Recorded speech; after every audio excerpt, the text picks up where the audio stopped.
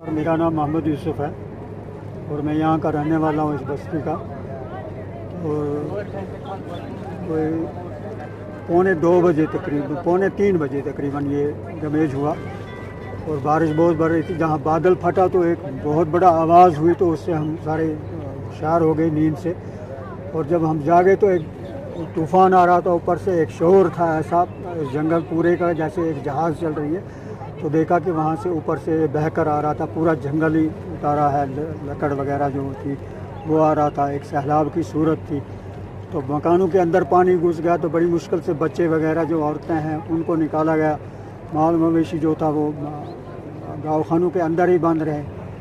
तो बड़ी मुश्किल से उन बच्चों वगैरह को जान बचाई। लेकिन मकानों का जो डैमेज है वो हुआ, एक मस्जिद शरीफ है वो पूरी दब गई है, उसके अंदर मकान भी दबे हुए हैं।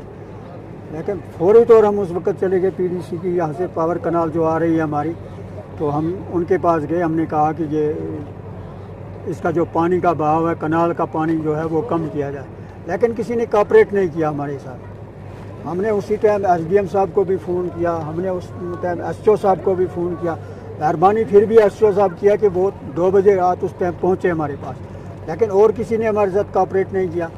और देखें वहाँ तो पावर कनाल का जो गेट है, हेड वर्कर्स का जो गेट है, वो पता नहीं कब से ख़राब पड़ा हुआ है, उसकी तारें टूटी हुई हैं। तो वो ऊपर आता है ना नीचे जाता है।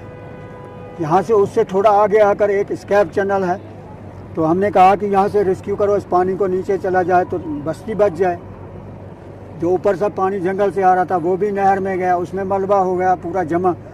तो कहीं से अगर कनाल खुदा न खास्ता उस वक्त डैमेज हो जाती तो पूरा गांव कुछ भी नहीं रहता था उस वक्त, ना मकान रहते थे ना, और वो बस्ती पूरी चली जाती थी। तो वहाँ जब हम देखते हैं अभी वहाँ चढ़ाने के लिए हम वो गेट गए, वहाँ स्टाफ भी नहीं है इनका, तो उसको जब हम खींचते हैं ऊपर तो वो तारें भी टूट गई, वहाँ वो भी नहीं चढ़ रहा है ऊपर। ये एक मुसीबत है कि इतना बड़ा डिपार्टमेंट होकर, पावर का डिपार्टमेंट इतना बड़ा होकर, वहाँ पे उनके पास वो गेट ख़राब हैं। ये चीज़ें हैं जो होनी नहीं चाहिए थी, वो है। इस वक्त लोग एक परेशानी का माहौल में, बड़ी मुश्किलात में फंसे हुए हैं।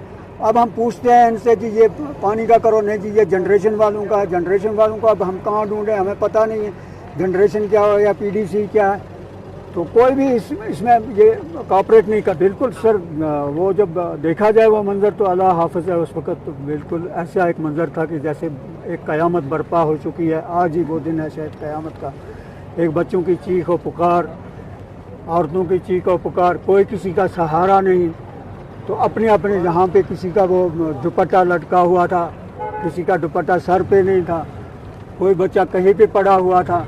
एक बच्ची वो मकान के अंदर ही रह गई और उसकी माँ एक दूसरे घर से जाकर पुकार रही है कि मेरा बच्चा रह गया वहाँ पे। तो माल मवेशी तो पता ही नहीं है, कुछ पता नहीं कहाँ खेतों से भागे हैं, खुद क्या हुआ। एक बराबर जैसे एक क़यामत बर्पा हो रही थी, वो क़यामत शायद यही मंज़र था कि क़यामत शायद आज ही है। सर अगर नुकसान की बात करें तो यहाँ सेब के बागात हैं, सेब के मकान, ये बाग जो हैं जनाब वो उखड़ गए हैं, पेड़ भी, और ऊपर से जो वो पत्ते हैं उसके सेब हैं जो वो भी उखाड़ दिए हैं दरख्तों ने। तो जामा मस्जिद जो है यहाँ पे वो भी पूरी दब गई है मलबे के नीचे।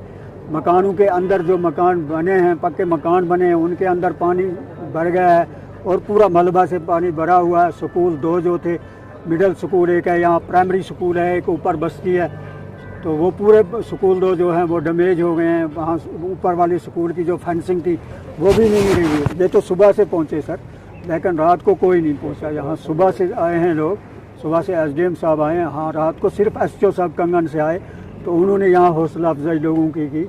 उन्होंने कहा कि आप फिलहाल जान बचाएं, इन बच्चों को बचाओ, इन औरतों को बचाओ। तो उन्होंने हमारे साथ